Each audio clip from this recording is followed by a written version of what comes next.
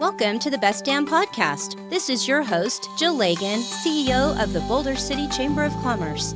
In each episode, we will highlight what makes Boulder City, home of the Hoover Dam, the ideal place to operate your small business, explore world-class tourism attractions, and discover why we are the perfect place to live and unwind.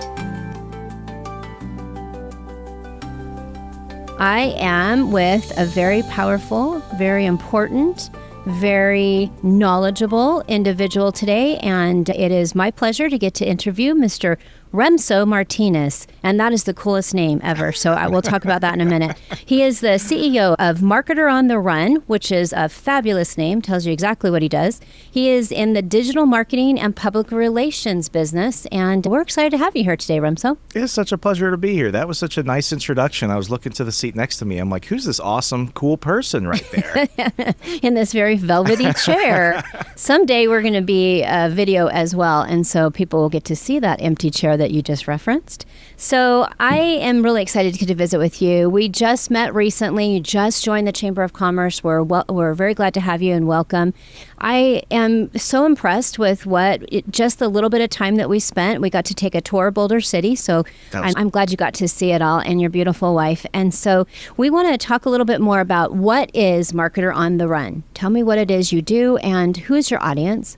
So I keep things simple. At my heart, I'm a marketer, and the things I want to do is I want to help my clients scale their brand and their business, make a ton of money, and look awesome in the process. The best thing that you can do is have a marketing strategy that makes your clients and their friends and family actually brag about you. And I feel that the last 5 years, a lot of folks in the agency space focused more on their own business. They focused on their own brand in a way that alienated a lot of small businesses, especially post-lockdown, which is something I'm very passionate about. I don't see myself as the hero in any story. I see myself as the guide in my client's journey. They're the hero on a mission.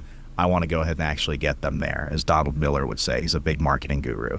And I take that to heart, because when you can go ahead and empower people with messaging that really just in the simplest way conveys value, branding that goes ahead and actually instills confidence, and then you create a culture that actually drives people to take action to better themselves, that's the best thing you can do. Because people are always like, what are the specific things you do? And I can get on the nerd trail and talk about pay-per-click ads and graphic design and social media and fractional CMO and all that stuff, which I get very excited about. But my thing is ultimately, I help people achieve the things they want to do with their business. And so do you find that you referenced the small business, and I'm so grateful that is a focus for you. Do you find that small business owners tend to believe that they can't afford it, that they can't afford an amazing person like yourself to help them, that they've got to struggle through it themselves? How do you communicate to that small business owner that they can utilize your services, that it is affordable, and that it can better them in what they're already trying to accomplish? It's funny, I do a lot of events throughout the area. I'm also part of a few of the other neighboring chambers too. And the funny thing is you can really tell somebody's intention within the first 5 seconds of meeting you, because I've definitely had business cards thrown at me like ninja stars. And I went to a speed networking thing recently, and it was funny because I'm trying to like chill out a little bit more, try and focus more on the relationship building. And everyone that went first was just like, here's what I do, here's my clients, here's my price range, here's my card, here's my brochure, here's my website, here's my child wearing a t-shirt that's branded. And I'm just like, this is just too much. I looked at somebody, I'm like, who'd you rather get chased by, Godzilla or King Kong? And they just pause for a second and they're like, what the heck? I'm like, I just want to know who you are, because first, before we do anything and we talk about business, which is a very intimate, serious thing, I know whether or not you're a person I'd want to work with. I want to know whether you have a sense of humor. I want to know what your desires are personally and professionally for your life and stuff like that.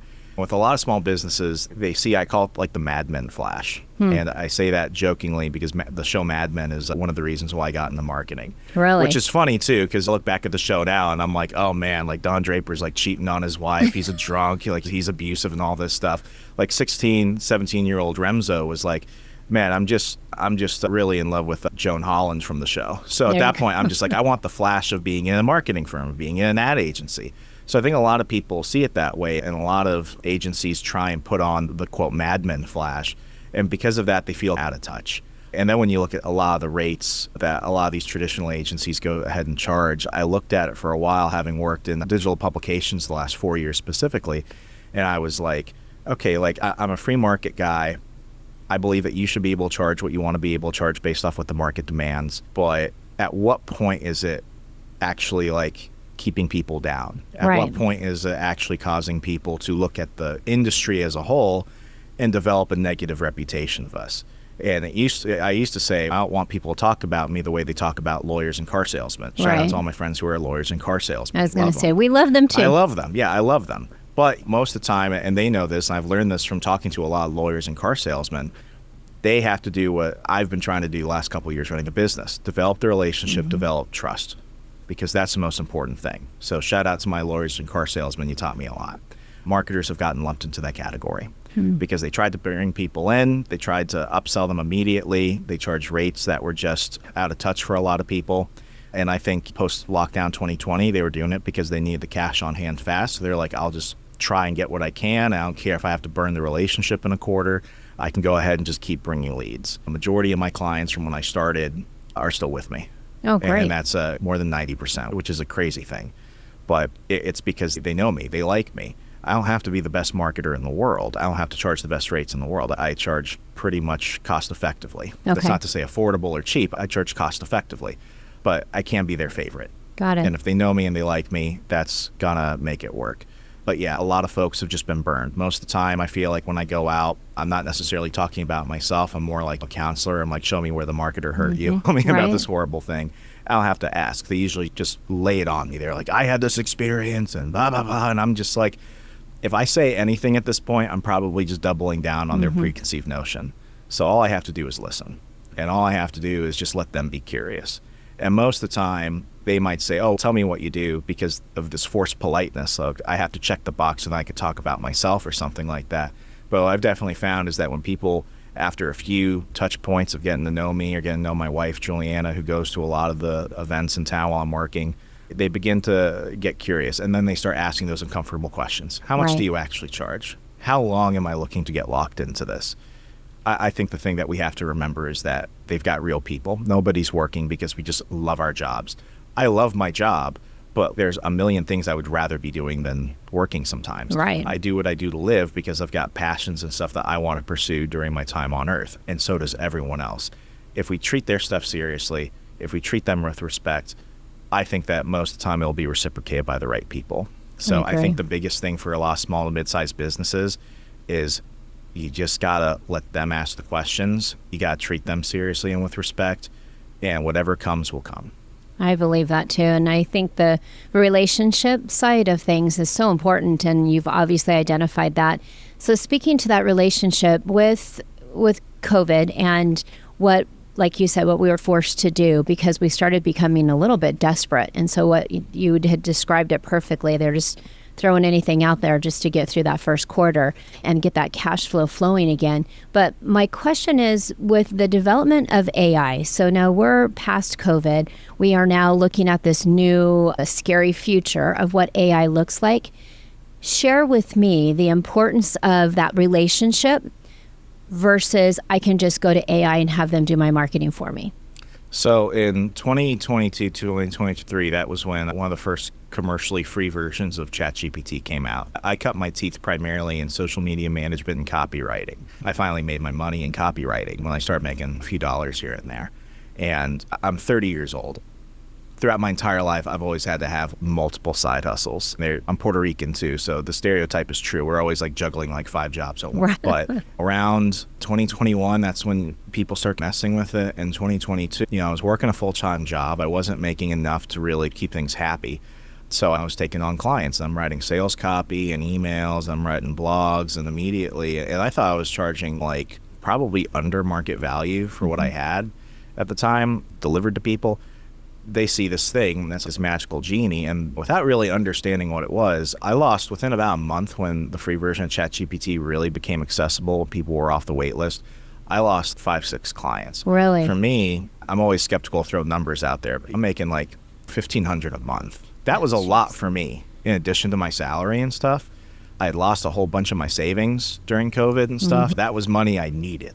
So immediately it's just like, out overnight. So I had to go ahead and pivot, and I start learning how to film TikTok reels and video content and stuff like that. So I did fine, but I was like, I hate doing this. I hate doing this. You will not catch me filming things. I've got great people who love doing that, who will do that. But, you know, what I immediately found within a year is that these people just thought they could do it themselves, or they could have their secretaries do it. And there's a funny phrase, which is you put garbage in, you get garbage out. Right. And AI has gotten better on the creative front, regardless of the model you're using.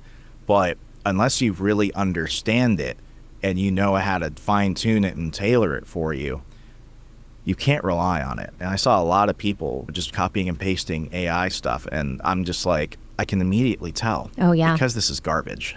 So within about a year, everyone came back to me. And the funny thing is, during that time where I'm trying to make up that money by filming videos and stuff for local businesses and stuff, I was also learning about AI. I was making faceless YouTube channels. I was creating blogs to test SEO capability.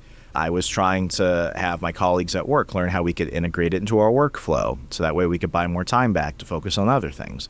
So I was learning how to use it while these people are just plug and play, copy and paste. And eventually when they came back, I ended up learning how to use it really. And they thought they were coming back to Remso a year ago, charging X amount per copy. Now I'm charging double the amount. And they didn't argue with me. The reason why is because I had improved my skills, and I figured out the pain point, which is they thought that they found a shortcut. They're not going to go ahead and actually learn how to use this the way I am, because they don't have the time to do it. So they understood that the pain point was there. There was no convincing. And when I told them, okay, like things are different now, I'm charging a little bit more, no one argued. I think that's the case for a lot of businesses. The other thing though too, and I definitely got this my first year in business, was working for corporations, working for nonprofits in the marketing space. It's very different from, I call it agency world. Agency world is completely different. And what I realized I needed to do fast is I needed to understand what type of agency I wanted to run and what type of agency I wanted to build, and how I wanted it to be like some of the ones I thought were doing really well, and how I thought I could do better than some of them. Right. So I went traveling across the country. I think I traveled to almost a dozen states last year just attending marketing conferences, and people were confused. They're like, you're not here to find clients, are you? I'm like, no, I'm here to learn. Because I have to basically give myself like a business MBA just by watching all these people talk and everything, and having lunch with folks and asking questions. And the big thing I got from agencies is that they were almost solely focused on how to improve the marketer's ability to look awesome. And by that, every talk was about marketing is storytelling, which is just, that's a whole other thing. And then the future is AI. You use like 30 AI gadgets to just do all these things for you. And don't get me wrong, there's benefit to both. Both are useful. But what I quickly found when I got back, and I'm not thinking about just how to make myself look awesome as a marketer, I had to ask myself, okay, what do my clients actually need? That's right. When you look at most of the small businesses, and let's just talk Boulder City, what are the big pain points that they have? They don't know how to update their website. They don't know how to effectively create a content campaign. They don't know how to create lead funnels. And I'm not just talking Boulder City. I'm talking across the country. If I'm talking to a small to mid-sized business or a nonprofit which is struggling year to justify what they're writing in their grant proposals and stuff like that, they're not looking at AI. They're not looking at the metaverse. They're not looking at cloud systems and creative generative inputs and stuff like that. They're looking at the basics. A majority of people do not have the basics down. So I had these big plans for how I was going to do, I'm going to write an AI book, and I did. And I'm going to write all these white papers. I'm going to do podcasts just talking about how to use AI in your business. Yeah, that all sounds great. It's not solving the immediate things they need to actually be able to compete on a day-to-day basis. They're not covering the basics. So how can I expect somebody who's never ran a marathon before to go ahead and run in the Boston Marathon tomorrow? With that said, though, they don't all need to. No, and to that point, before you go much further, to that point, so you had mentioned that AI can be a time save, especially with workflow processing. And so are you realizing that in your business, you identified some of the things that across the nation, all small businesses have those issues, but are you realizing, or are you hearing that it's more the time component? They don't have the time to implement any of those things. And so is that where you can come in and save them, rescue them. And I realize you don't want to be the hero, but I would imagine as a small business owner, I would see you as that. If you can provide me with those services and I'm willing to pay for it because I don't physically have the time. Yeah, absolutely. AI plays a big part in my agency. I think the businesses that understand how to use it are already leaps and bounds ahead of their competitors. However, I have too many conversations with folks who are like, I need you to teach my staff how to use ChatGPT. And I'm like, that's great, but your staff doesn't know how to write a blog effectively. They don't know how to go ahead and write it for SEO. Your graphic designer is not really that great because they're not doing that great with just basic Canva. It's before we can go ahead and jump to this, you got to make sure that your bases are covered. And really what it is, it's finding out what the real reason is. The real reason isn't that they just want to be able to use ChatGPT. The real reason is that in some cases, especially in the marketing realm, a lot of business owners will either hire generalists or they will hire staff in a sales role or an office manager role, and they will also go ahead and add on components of marketing. My sales guy runs the social media. My secretary writes the emails. It's not that they can't do that. None of the stuff I ever tell people, and I went to school for political science. So if you want me to tell you how governments abuse people across millennia, I could do that. Not really great for business. Right. But it's one of those things where I'm like, what is the actual pain point? The pain point isn't that you want me to teach your staff how to use ChatGPT. The pain point is that you don't have an actual marketer on your team. You don't actually have a marketing strategy. People want to go ahead and bandage bullet holes. And they think that AI is going to go ahead and do that. But the thing is, that's a whole other component. If you're not covering the basics, that's going to be one of the things that will just add on to the mountain of tasks and stress that you have to deal with. I go ahead and I actually do offer AI-powered tools integrative consulting. That's a very long word that I had to check with a couple lawyers because a lot of marketing agencies have tried to portray themselves as AI specialists. I am not an AI specialist. What I can do, however, is I can identify on-market, commercially accessible AI-powered tools that are powered by GPT language learning models, and I can find the right ones for your business because some are better than others, some are more suited than others. So I'm not the doctor or chemist, I'm more of like the pharmacist. I know what these things do. I know what happens when you combine them together. I know what's going to be best for you based off your profile of your health and everything. Very cool. So I look at it that way. It's a great analogy. At the end of the day, though, most of the time I'm looking at them, I'm like, you need a content strategy. You need to work on your rebranding for how you communicate to people, and you need a website. That's not where a lot of agencies want to press people because you would think that it's super basic, but it's not. People don't know what they don't know. They want to go ahead and they feel like they're constantly behind, so they just leave those things alone and it gathers digital dust. And then by the time they're coming to me talking about trying to teach their assistant how to use ChatGPT to basically create another person, like it's never just that. It's never just that, teach me this. It's what is the actual problem? I think you almost diagnose what the issue is and then go back and try to find solutions to that. Absolutely. I like to use medical metaphors. It's, I stubbed my toe. And it's, yeah, you stubbed your toe. You feel pain from the toe. You know why your toe is like different colors right now? Because the toe is infected. So we're not just dealing with a superficial surface level injury. We're dealing with an infection. So I can go ahead and deal with that, but we can't just let the other thing go. That's right. I see that with a lot of folks pushing AI on small businesses right there. It's like the AI is, we're going to bandage the wound. But actually identifying, it's an infection, we need to go ahead and get you on some stuff to go ahead and fix that, cure it. That's where the deeper issue lies.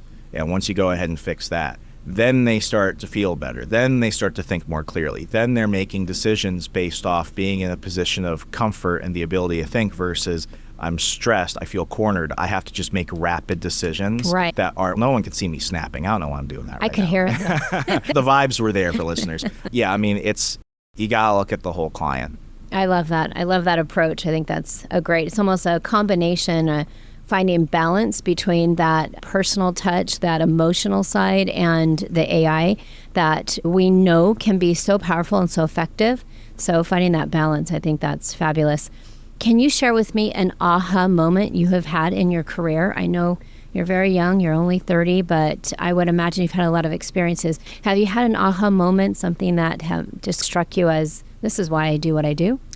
I worked at the Washington Times. That was like one of my first big career moments. And I was a social media coordinator for the Times when I lived on the East Coast.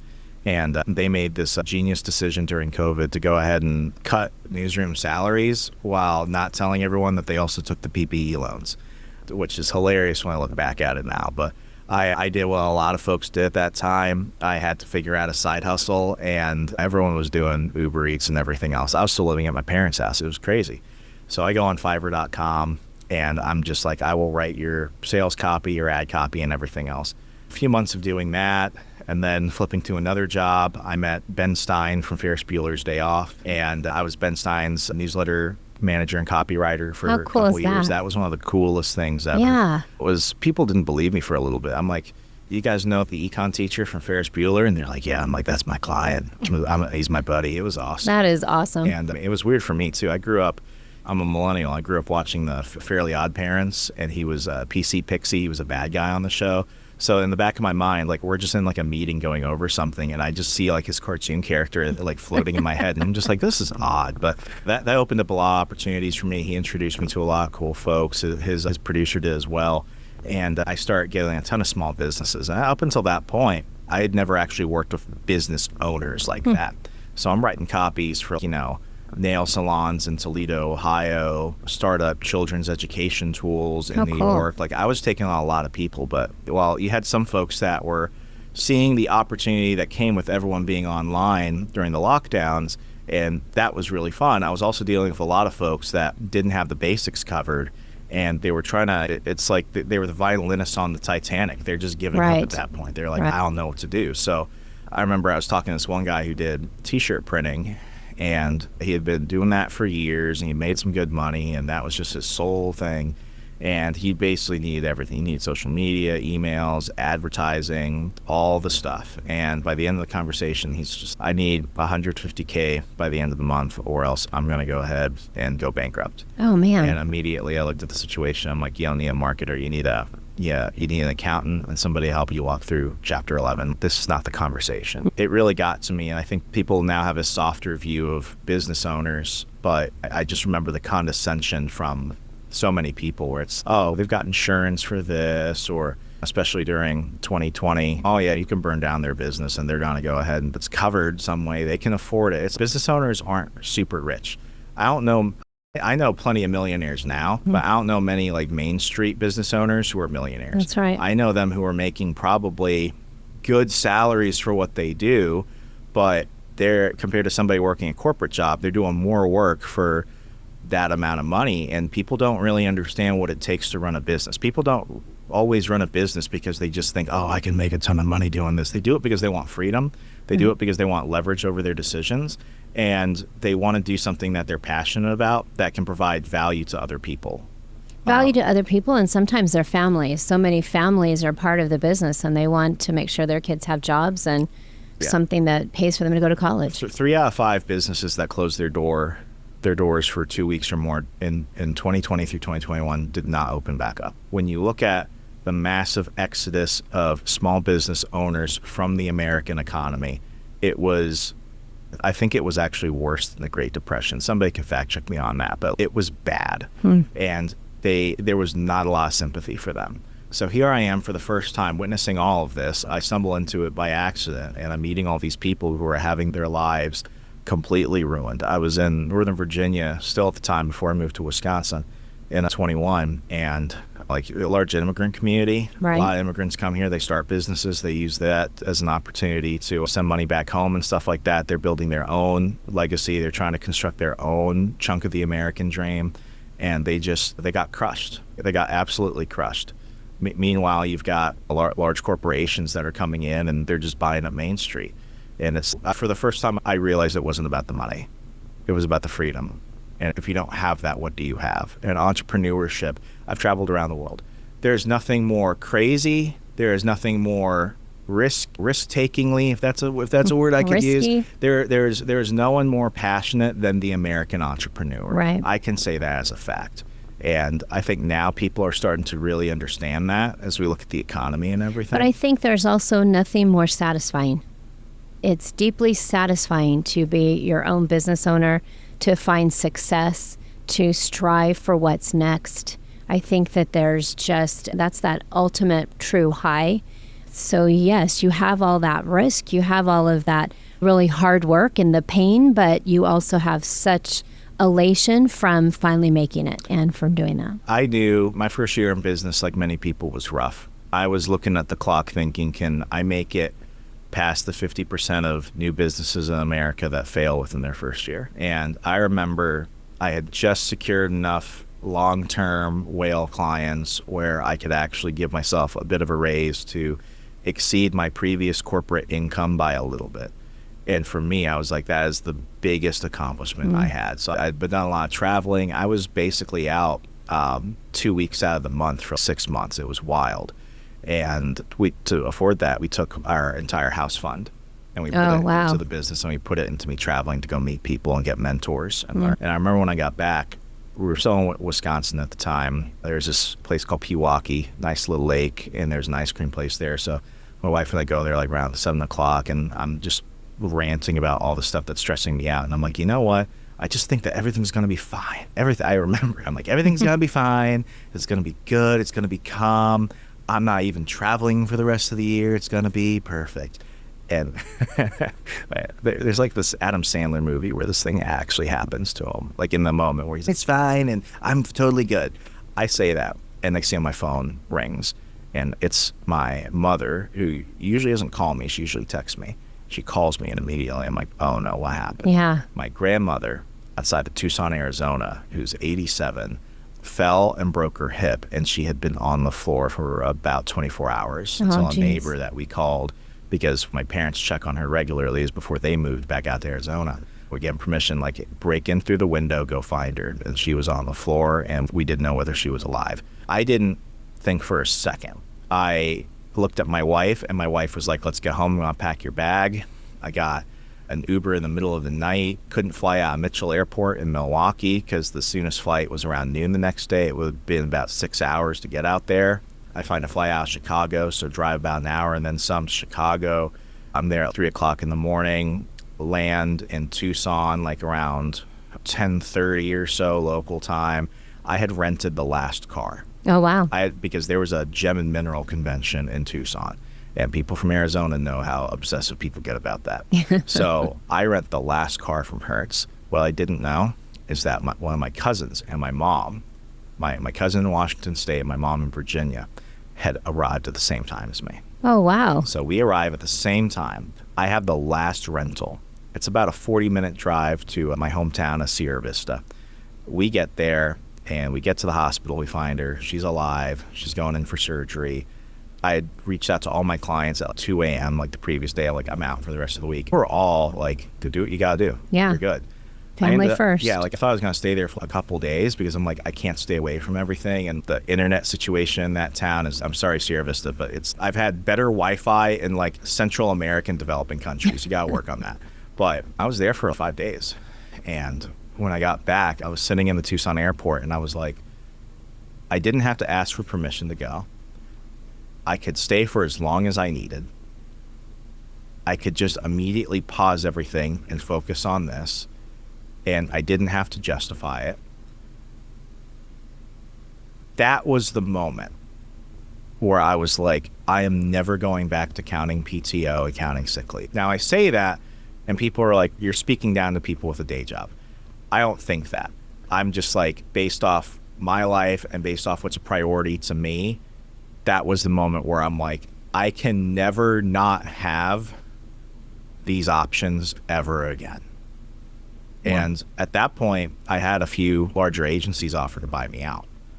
And, you know, what they would have done is they would have bought the agency, or I would have dissolved it, and I would have gone to work for them as an account manager and everything. And there were definitely times where I thought about it. Yeah. But it was in... Sounds secure. Yeah, but it was in that moment where I was flying back to Wisconsin where I was like, yeah, no, I have to keep this going. I have to build this. I think that's more of the aha moment for real. Yeah. Let's do some rapid fire questions. Shoot. Does every business need a marketing plan? Yes. Very good answer. How should small businesses decide whether they should hire in-house or an outside agency? If you can't put at least 10% of your budget towards advertising, and if you don't currently have 10% of your net profit towards advertising. If you don't have somebody that can execute those plans, first you have to go ahead and see whether or not you could bring on somebody full-time or part-time. If you have a large team, usually what I say is if you have a large team and you have a very competent sales department, consider outsourcing, because it's going to be really easy for an outsourced marketer to work in conjunction with your sales team and just create stuff rapidly with little guidance. If you're a smaller business, if you're newer, and if you don't have a fully developed sales team, I think you should probably just go ahead and bring on somebody on a part-time or full-time basis to really be a solid fixture of your company. I think it really depends on the size and scale of your team. Marketers and salespeople make fun of each other. I love salespeople because they make my job easier. And if I'm doing my job, I make their jobs easier. That's right. Really depends on those two things. But I do, when I started, and this is where I'm going to get nerdy for a second, people don't fall asleep while you're at the wheel. I started my agency before it became full service, where I offered everything. Right. It started simply as fractional CMO. I call it off the bench marketer, because fractional CMO immediately makes people not want to talk about things. So I call it an off the bench marketer. And what I am somebody who is a senior level marketer who can come in and quickly Gordon Ramsay things, turn things around. But more importantly, I can help guide teams, because if you're smart, you have somebody who's doing a couple of things that they're a specialist in, and you have somebody else doing a couple of things that they're a specialist in, and then I come in, I help basically lead the efforts, so that way they're unified and they're actually achieving your goals. That's where a lot of people get lost, because they want to hire cheaply, and they want to go ahead and hire one person that can do like 30 jobs. Right. They want the social media guy also be the website coder and the pay-per-click guy. I tell people, I'm not filming your videos anymore, and I'm not doing your pay-per-click ads. I have people who live and breathe that, who that is their entire life, who we can work to get them to work with you.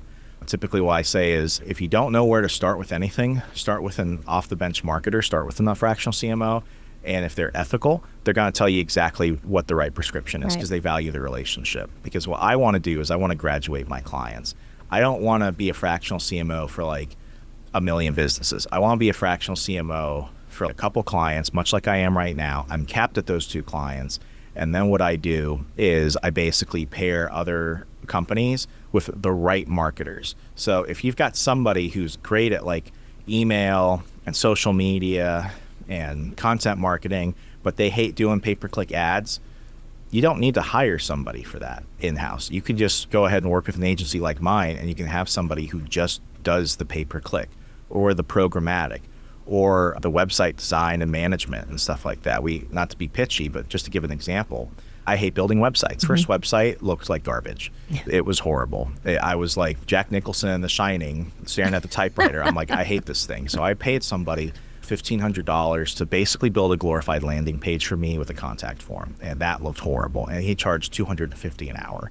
Wow. I have a good friend named Alex Ramsey, who I met back at the Brookfield Chamber of Commerce in Brookfield, Wisconsin. Shout out Brookfield. And he owns a company called Layerly. What is it's a subscription-based website service. So he will go ahead and build you a website or redo your website completely in 5 days or less. And then for a small monthly fee, you get unlimited maintenance. Wow. You get unlimited maintenance. You get quarterly meetings with your account manager.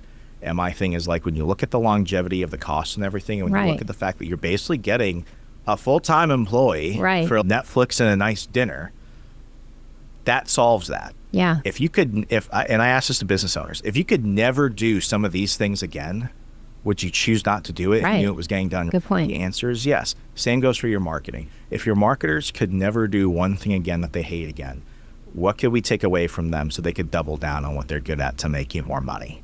That's awesome. I love that. So I want to know a little bit more about Remso. So what was your first job? My first job was I was a sports announcer for my high school's freshman JV, girls field hockey, football, and I did volleyball. And they never gave me varsity baseball, which is what I really wanted, because I want to be a baseball announcer. That's what I want to be. I love baseball. Love baseball and fighting. Those are like two polar opposite things. I love baseball and I love boxing and MMA, like two very different things. But they gave me everything in the middle. But that was fun. That was cool. But upon graduating from high school, went into the Army, was still continuing my education at the time. I went to a school out in Alabama called Marion Military Institute. So I was dual enrolled. I was National Guardsman in the Alabama Guard, and I was still pursuing ROTC in my degree at the time. So it was a two-year military college. So they had an early commissioning program because like everything in my life, I like to have it like hardcore and rushed. Not always great for a lot of your decisions, but that's how it works. So when I was 20, I commissioned as an officer, decided I didn't want to go active duty. I was making some extra money managing social media accounts for some people. So I was like, I think I want to do either journalism or marketing. And because those things are kind of still opposite, I was like, obviously, I've got to have some type of education that chose political science, which those three things just really didn't pair up together really well. I was not good at making long-term decisions at that point. All over. But yeah, I mean, it was fun. What I liked doing was I liked getting people excited over things. I liked being able to be the center of attention if it helped the people I was working with get stuff. I think that job as a sports announcer, and I don't even remember if they paid me money. I think they paid me in like Chick-fil-A and free concessions. Oh, that's awesome. But it was fun. It was one of those things where I'm like, it's my job to make everyone here really excited and to also tell them when we're doing a 50% off sale at the concession stand for the Booster Club. So you're like the cheerleader behind the mic. Oh, yeah. All right. Oh, yeah. No, it was funny, too. And for listeners, I've got a voice more like Roger than the suburbs than Remso from the barrio. But it was like, I like Bruce Buffer from the UFC and stuff like that. Oh, yeah. I liked a lot of these announcers for the MLB and stuff. I was young, but I had a pretty powerful voice for that. So I sounded a little bit older than I was. I was like 15, 16 when I started. How fun. I really tried to make that work. But tell people, I've had folks, they say they're joking, but I have the saying that respect is not negotiable. Marketing's not a real thing. Marketing is what you have when you have a lot of profit and you need to go ahead and justify people working and being around. And I'm just like, you're going to go out of business. Yeah, but that doesn't sound at all correct. Like I've had real jobs outside of the military, which being a citizen soldier was the biggest honor of my life. I got out in January 2021. Like I worked out of college. I worked at GameStop for $7.50 an hour. I was a mall cop for, I remember, like $12.25. GameStop was, and maybe another day I'll tell you why GameStop was actually like my favorite job. But GameStop treated me like an adult. Treated me like an adult. I was a seasonal employee. They were grateful to have you. They gave me as many hours as I wanted. I wanted more hours. They gave me multiple stores. They treated me like an adult. And my thing is, it doesn't matter how much I was making. I felt like I was respected more in that job than most big companies I worked at. That's great. I even sold a, I don't know what brand it was. It was like lead painted Chinese makeup. I didn't know it was tainted with lead until the Business Bureau got involved. But I sold makeup door to door outside Baltimore and DC. Oh, wow. And during this time, I was doing a lot of marketing courses online. I was reading books because I realized I think this is where I want my career to take me. And I was working for free. What a great experience. All the things that helped me become a marketer was just a lot of free work. And I still had to work. But working in different industries, getting to meet people, it's why I have such a respect for like salesmen, especially like commission-only salesmen. Like you got to grind and hustle for that. That's right. Some of my biggest mentors are folks that were in sales full-time for their careers. And all my jobs, what they basically taught me was patience and persistence is what's going to really help you get far. But more importantly, it doesn't matter what I was doing. I realized that when I was at work, I had to be the best version of what the customer and what my boss was expecting of me. Wow, you learned a lot in those free jobs. That was pretty crazy. I love to ask the question, what book are you reading right now? I'm reading Giftology. Okay. I don't remember the author's name off the top of my head. Giftology is by this guy who has developed a structure for relationship building through gift giving for both leads, new and long-term clients. Wow. And it's not simply a book on how to bribe people. Right. It's understanding the importance of gift giving and why you give certain gifts and why you do what you do in terms of like how you're going to justify that expense.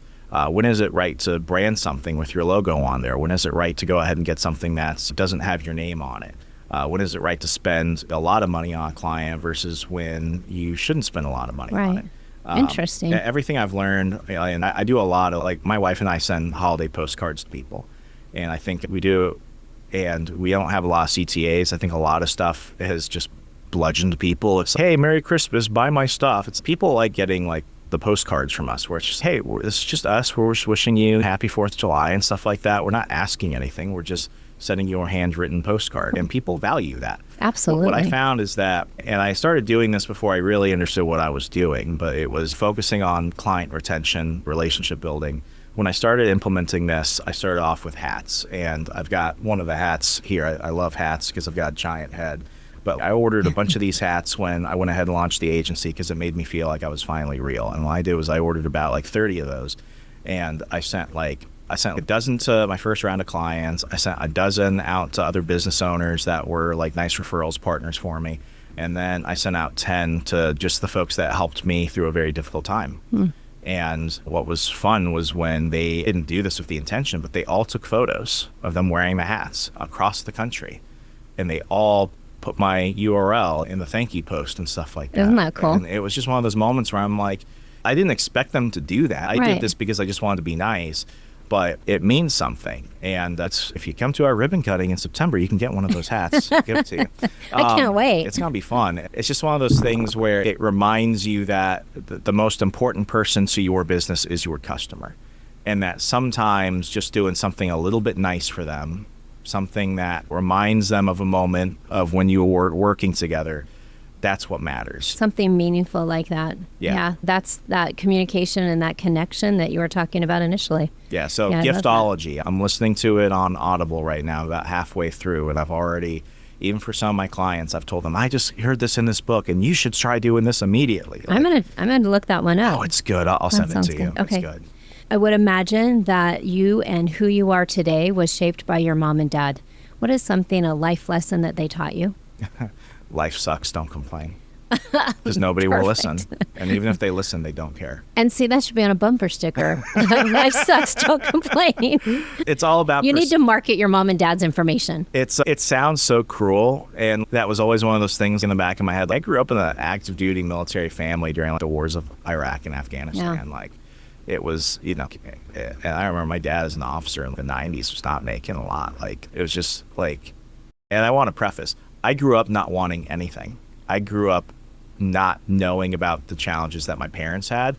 I had a wonderful childhood, but moving around a lot, dealing with dad's deployments, dealing with different cultures, regardless of where we went, not just overseas, but even in the United States. Right. John Stewart, you say, we've got 50 meth labs of democracy. It's 50 different countries. I've lived in a good chunk of them, and some I prefer more than others, but you got to just figure things out fast. And being the eldest sibling too, I had to take on more of, I have to support mom role. Yeah. And I used to take it as keep your feelings in, keep them suppressed, and just don't complain about things. But it's also just about perspective.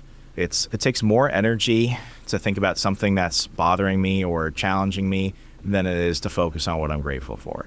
And life sucks. Life is unforgiving. It's painful. If you think that you want to live a life without pain, I'm sorry to be the person to tell this to you, but you're going to have a lot more in your life. It sucks. We all know it. It feels good to vent to other people, but at the end of the day, no one's going to fix your problems. Right. If they do, that's great. I love when that happens. Has social media ever fixed anyone's problem? Absolutely not. Yeah.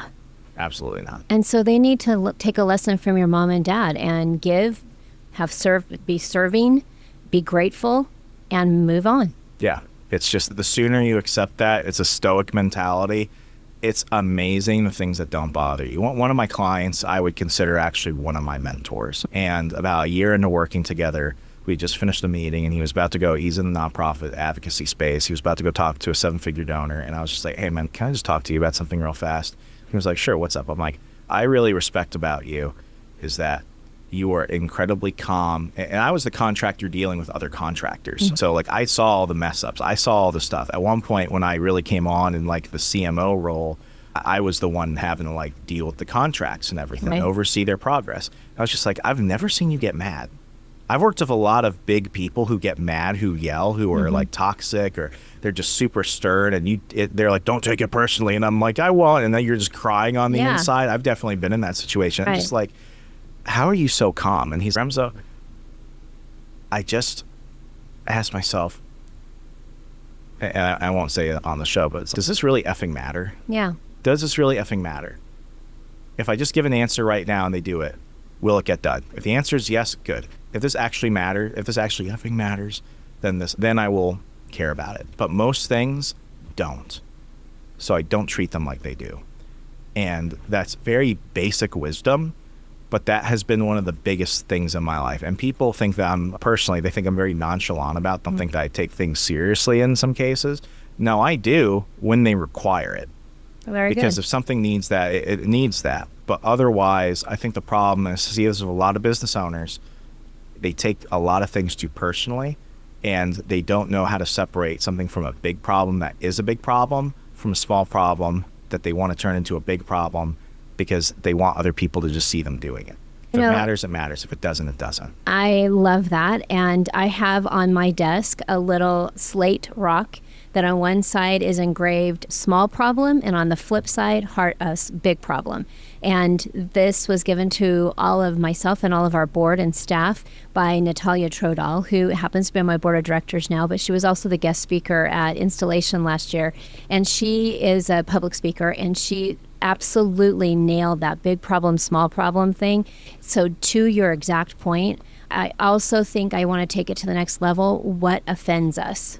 Right? So we allow some of these things to offend us, but we're the only one that can actually be offended. We are in control of that. They may try to say something that they're trying to offend you, but you're the only one that can actually absorb that and be offended. And I love that. Is it a big problem, small problem? And should I really get offended, or can I control that and not be offended and just move on? And two really valuable life lessons. So thanks for sharing that. I know that you referenced earlier in the interview that you wrote a book on AI. I would imagine you probably have in the white papers. Can they find that on your website? And what is your website? My website is marketerontherun.com. I've got a store of digital products that really try and focus more on education and basic resources. The big thing I tell people is you could pay for an hour with me and I could tell you to reference the books, or you can just go to the books, and then if you want to book a time with me and talk about something or hire me for something, at least you know what you're getting. I think that a lack of understanding, it's just basic ignorance, if you don't know what you don't know, is what causes a lot of problems. So I've developed a bunch of free books, checklists, resources, guides, courses, incredibly cheap. In fact, I'll go ahead and make it even easier. I'll go ahead and give a free code for everyone that's listening. It's free 414. The code is free, FREE, 414. If you go to marketerontherun.com and you click store, you can go ahead and get all the books and everything on there for free. Some of them are already marked at $0, but some of them have a dollar value to it. Just get it for free, because I'd rather you just be more educated and make better decisions, because then if you do decide to work with me, we're just going to get off on the right foot, and you're going to know what you're getting and you're going to understand what the process is versus anything else. So free 414, go to marketerontherun.com, click store, get everything for free. No one has an excuse. We'll add that to our show notes too, in case anybody needs that. That's awesome. I will also be taking you up on that too. So when you have a lot of experience in chambers across the nation, as you and I have discussed, but when you first came into Southern Nevada, what was your thought process, and how do you feel about chambers of commerce, and especially Boulder City Chamber? I'll take that in three parts. The first part is, what I love about Southern Nevada is that people here hustle. I don't know anyone that isn't a voracious worker, but beyond that, like, people here have a great work ethic. I think because it's largely an entertainment-based service industry, customer service is really the forefront in everyone's mind. And I took my wife out for her birthday. Originally, I was going to take her to Oscars at the Plaza, and then I saw the prices, and I was like, let's go to Texas Roadhouse. And we went to Texas Roadhouse. You're a big spender. I was just like, I got her, not to brag, but I got her a private cooking class of an Italian chef her visa was endorsed by the producer for Anthony Bourdain. Oh, man. How cool is that? Yeah, so that's why we didn't go to Oscars. Okay. We'll go there another day. We went to Texas Roadhouse, and like, part of me was like, man, I could have gone to Oscars, or I could have gone to Texas Roadhouse. We had such a blast at Texas Roadhouse. Good. We had a guy there, I think his name was Austin, and he just gave like the best service. And while I'm definitely paying 20-something bucks for my like New York strip and lobster, at Oscars would have been like my firstborn child and a kidney and some railroad bonds. Shout out to the Plaza. I love that place. It was definitely like the customer service experience made it feel like a 5-star meal. Yeah. And it was just one of those things where I'm just like, I see this everywhere. I haven't had bad experiences because people here are constantly, I feel like everyone here is in some way intrapreneurial because they see themselves as their brand. They see themselves as the person who's leading their stuff. Even if they're not entrepreneurial, they're intrapreneurial.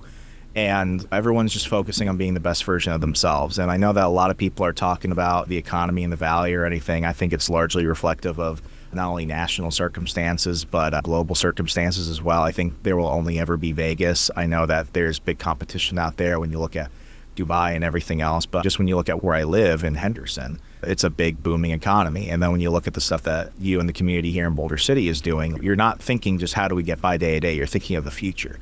How do we make this a great city for people to go ahead and start businesses, bring businesses, raise their children, convince their children to want to stay. Right. That's the big thing. How do we convince the next generation to want to stay here? Whether they go off for a little bit and come back, how do we bring them back? That's really big. So I'm just largely inspired. Secondly, in terms of how chambers support me now, I have clients on each coast and internationally. In my field, I am competing globally. And what I have definitely found is that I've had to shrink my mindset from think globally but act locally. Very good. And this is my challenge to other marketers out there. I don't see marketers at other events, and while that's great for me because I'm the only person that people meet in that case, I think we are burdened with the task of having to rehab our reputation. And I think if you are an agency owner, or if you're a freelancer, or if you're somebody who works marketing or advertising for a large company, I think there's a lot of confusion. I think there's a lot of stigma about the roles. I think the best thing we can do for ourselves is to help each other out and actually go try and rehab our reputation as marketers.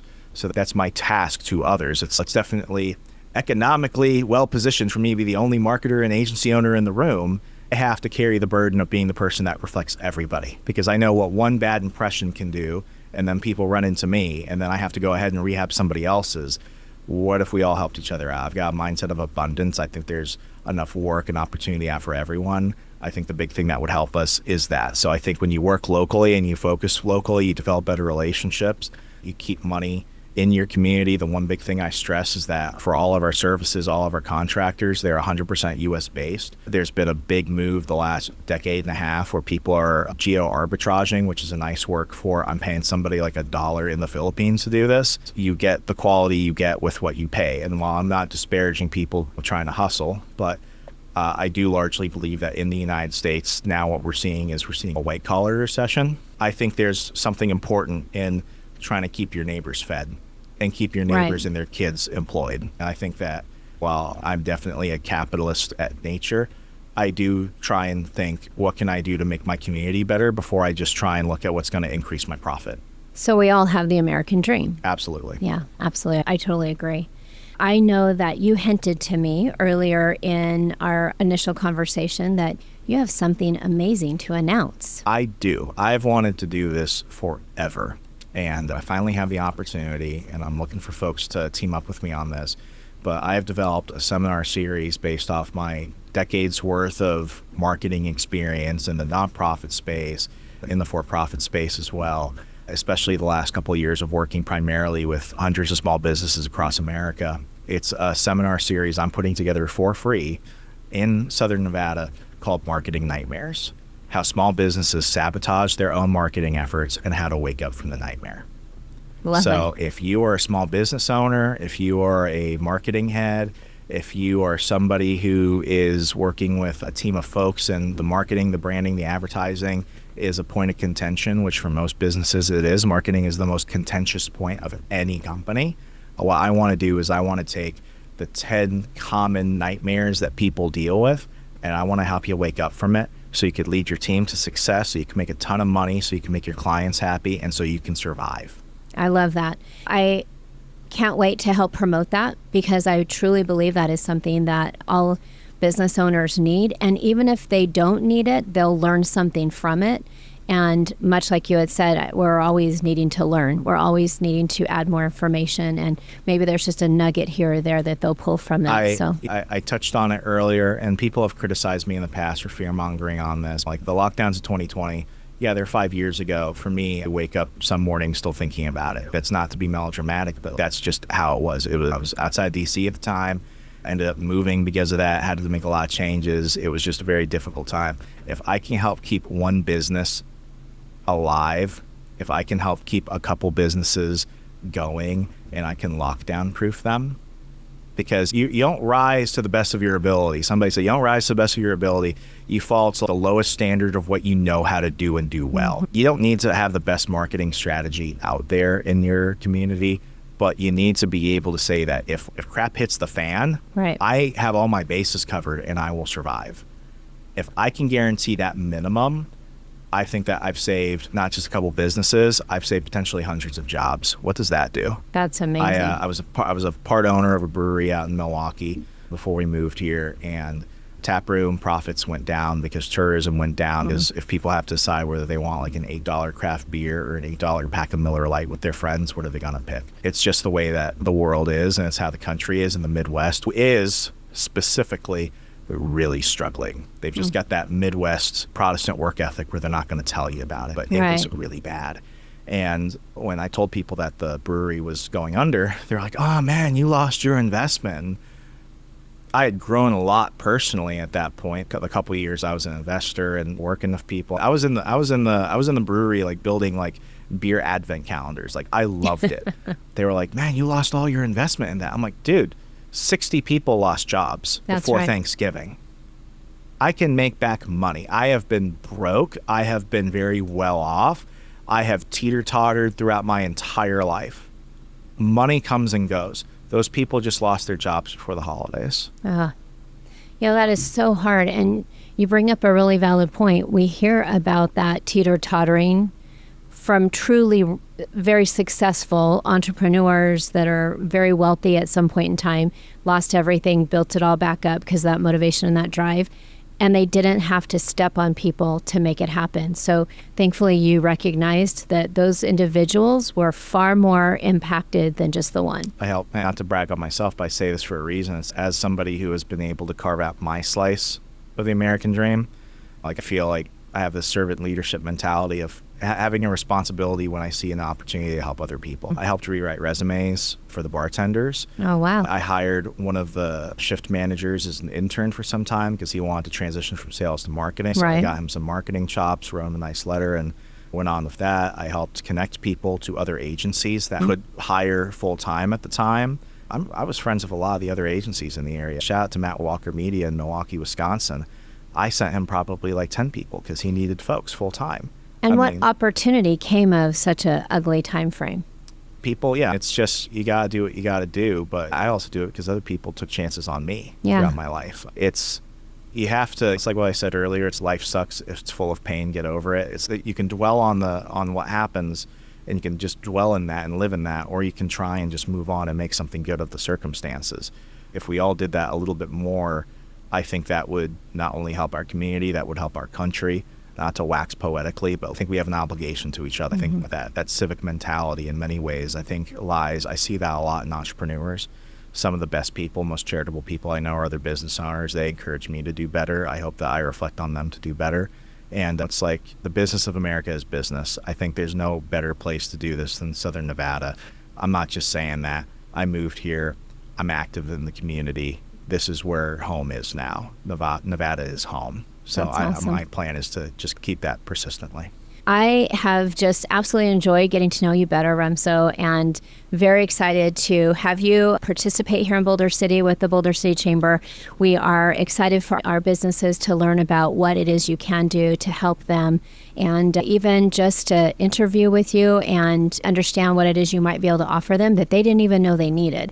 I am super impressed. You're awesome. Thank you so much, and thank you for being on the Best Damn Podcast today. This is the best damn podcast I've done in a while. Thank you so much. No, I love what I do. I joke with people. I tell them, you put me butt naked anywhere in the world, I'll be helping somebody market hot dogs or trees or rocks or whatever. I'll make it work. And I'm really excited. We're going to be doing our ribbon cutting here. You and your staff have just been so lovely. Thank you. And so kind to us and so welcoming. And it means so much to us, not just professionally, but personally. And I just hope that you understand how appreciated and valued you guys are. It's not only my wife and I and our new part-time staff that have come on recently, but just the community as a whole. We got to reinvest in each other. And I think this is one of the best places to do it. Thank you. Thank you for your investment, and we will invest in you as well. And we're glad to have you. So welcome. Thank you.